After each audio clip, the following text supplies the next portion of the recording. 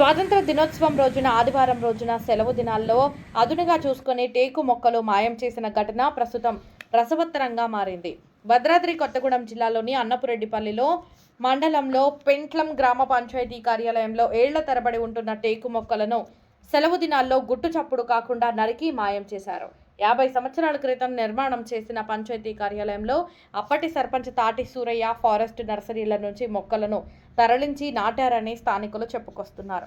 కొందరు మొక్కలు మావేనంటూ తనని అడిగారని నిరాకరించినప్పటికీ కార్యాలయంలో లేని సమయంలో టేకు మొక్కలు నరికి మాయం చేశారని సెక్రటరీ వెంకటమ్మ చెప్పుకొస్తున్నారు. ప్రభుత్వ సొమ్ములు మాయం కావడంతో స్థానికులు తీవ్రంగా వ్యక్తం చేస్తున్నారు.